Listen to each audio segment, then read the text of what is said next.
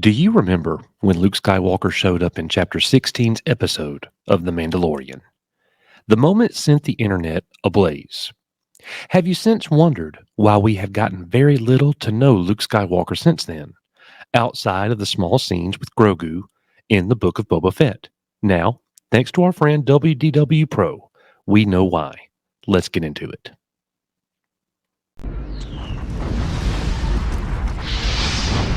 Echo 3 to Echo 7. On nobody. Echo Station 3PA. On December 18th, 2020, The Mandalorian Season 2 finale premiered. The episode titled The Rescue would go on to be the highest rated live action episode of Star Wars we've ever gotten.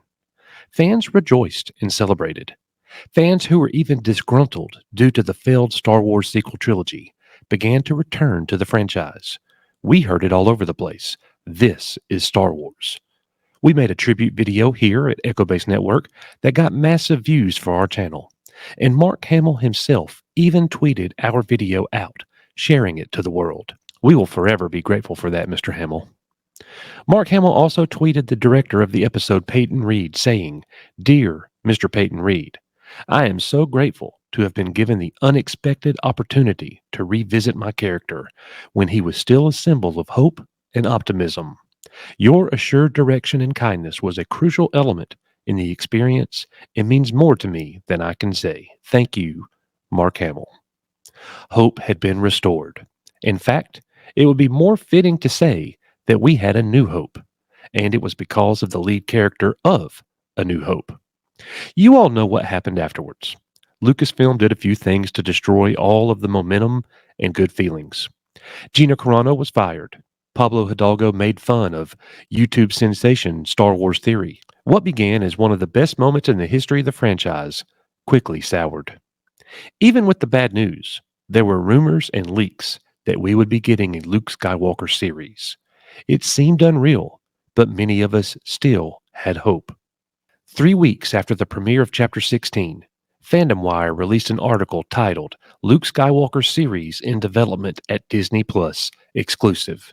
Devin Coulson of Fandom Wire wrote the following. Fandom Wire can exclusively reveal that Lucasfilm and Disney Plus are in the early stages of developing a Luke Skywalker series set around the time era of The Mandalorian. Having been kept a secret in The Mandalorian's second season finale, Mark Hamill surprised fans with a de-aged look of the character. No word on who is set to direct or produce, but as we said, this project is in early development.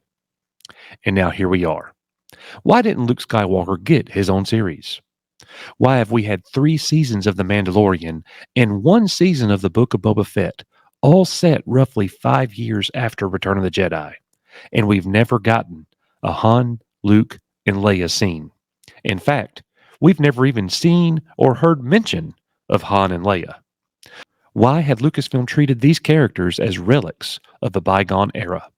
As our friend WDW Pro told us during his video reveal with us, X-Wing, Valiant Renegade, and our friends Jonas Campbell and Lorne Connor, Lucasfilm called these characters cobwebbed.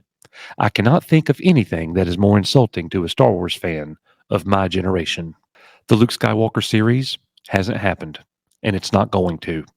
It seems that the Star Wars era that Jon Favreau was creating, the New Republic era, was off to such a great start, but was being sabotaged. Is Dave Filoni part of that? Does The Mandalorian Season 3 feel like Dave Filoni Star Wars? Yes, it does. Did the Book of Boba Fett feel like Dave Filoni Star Wars? Again, yes, it did. Though Filoni is credited with only writing and directing 1 episode of the Book of Boba Fett, he still served as a producer, and during this time was promoted at Lucasfilm as executive producer and executive creative director. The Mandalorian Season 3 began with no mention of Luke Skywalker, no mention of Grogu training him. The name Luke Skywalker was literally never spoken in the 8-episode season. Luke Skywalker, hero of the galaxy, seems to have been forgotten already. Do you need more evidence that Lucasfilm has an anti-Luke Skywalker movement? Look no further than the Kenobi series. Obi-Wan star Ewan McGregor said, "It was going to be a story about me and Luke. It was always going to be that. And that was one of the genius moments where everyone went, wait a minute. And then it changed. Instead, the series focused on Kenobi rescuing Luke's sister, Princess Leia, played by Vivian Lyra Blair, after she is kidnapped. Throughout the series, the two were shown together as Kenobi worked towards bringing Leia back home to Alderaan. Not only is Lucasfilm writing Luke Skywalker out of the story completely, they seem to even be in fear of child Luke Skywalker. Ridiculous. Need more evidence? Remember the poster Lucasfilm accidentally showed in the background of one of their pictures? There it is, folks. Luke Skywalker crossed out with a red X on a poster at Lucasfilm where Star Wars is made. That's like going to a Christian church with Jesus X'd out, or going to a mosque with Muhammad hung in effigy. That will never happen. Here's more evidence. The sequel trilogy. J.J. Abrams didn't want to deal with the problem of Luke Skywalker, so he basically omitted him from the story. The first words in the crawl for The Force Awakens were Luke Skywalker, and then that's pretty much it. We don't know anything else. And J.J. Abrams has bragged about this because he was able to hand the problem off to someone else. That someone, the worst director in Star Wars history, Rian Johnson, destroyed our hero and will forever be seen as an enemy of Star Wars. I'll never forget all of the shots Mark Hamill took at Rian Johnson in his interviews leading up to the movie.